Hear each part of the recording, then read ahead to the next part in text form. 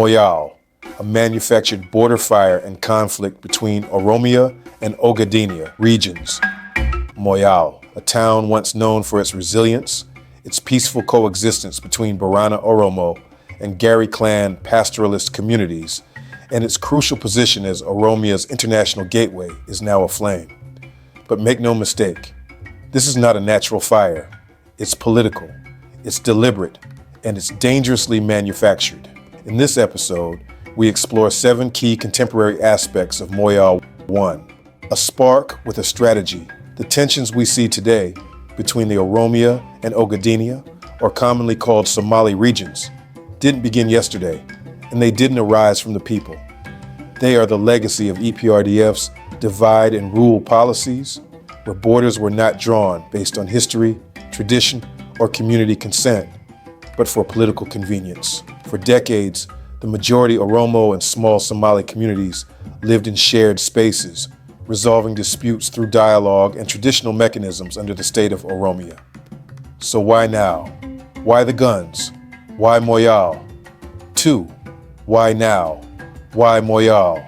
The flames rising in Moyale are not about land. They're about power.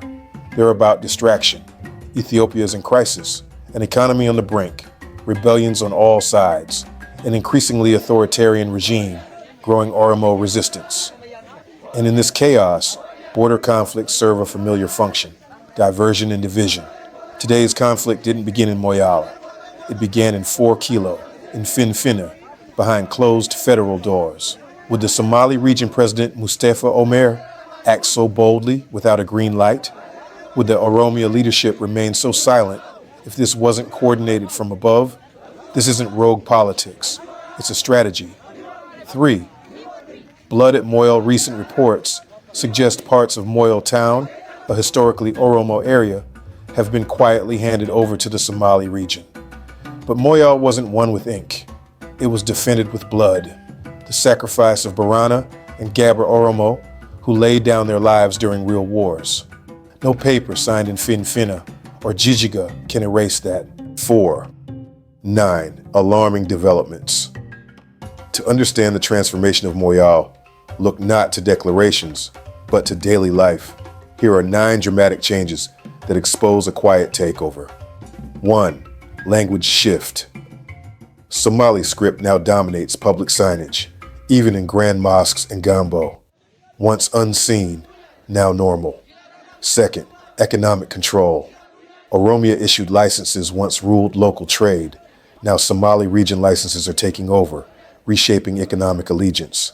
3rd, vehicle registration cars, taxis, and bagage now bear Somali region plates, not Oromia's. A quiet but symbolic shift of authority. 4th, administrative capture. Key offices, water services, village office 01, are no longer under Oromia. Police don't intervene. Silence reigns. 5. Market and police station. Erosion. The Leyi market and former police station walls have been absorbed into Somali region jurisdiction. Once the heart of Oromo Moyale, now contested zones. 6. Chamuk and the petrol station. A petrol station now operates fully under Somali tax systems. How? No one explains. No Oromia official resists. 7. Traffic and urban control. Somali traffic police now regulate contested areas, building fences even near Sorageti Cemetery, long part of Oromia. 8. Moyale Mayor's Office. Relocation. Due to Somali interference, the Oromia side couldn't build its office in the usual area. It was forced to move, symbolic of deeper retreat. 9. Demographic engineering traders and settlers from the Somali region are flooding Moyale, changing its demographic and economic structure before the eyes of a silent administration. 5. A silent Oromia leadership. As Moyale slips away, where are Oromia regional leaders? Some are distracted by internal tribal rivalries. Others are more invested in ceremonial pageantry and self-enrichment than border integrity. While land is grabbed, while the Somali flag rises, while the Oromo are pushed out, there's no decisive action, no accountability, and no transparency. Is this ignorance or complicity? 6. critical questions for the people we must ask. Has Moyale already been lost? Quietly, strategically, without a fight? Does the Oromia government know the truth and remain silent? Is the federal government not only aware, but engineering this transfer behind the scenes? Are we watching a federal-approved redrawing of the map? The silence is telling. The signs are everywhere. But the consequences, they could be explosive. 7, a warning and a call. This is not a grassroots war. This is a proxy war, engineered at the top, waged through confusion, and sustained by silence. The enemy is not the herder at the border. The enemy wears a suit in Finfinna. The conflict in Moyale is a warning sign. It signals something deeper, a slow dismantling of Oromia's territorial integrity, a deliberate fragmentation of Oromo unity, a test to see if the people will respond. What's happening in Moyale, Borana zone of Oromia today, could happen and happening other Oromo territories, like in Diridawa, in Bal, in Guji, in Hararga, in Arsi, Jimma, Elubabor, Tulama, Mecha, Salale, Wollo, etc., unless the people awaken.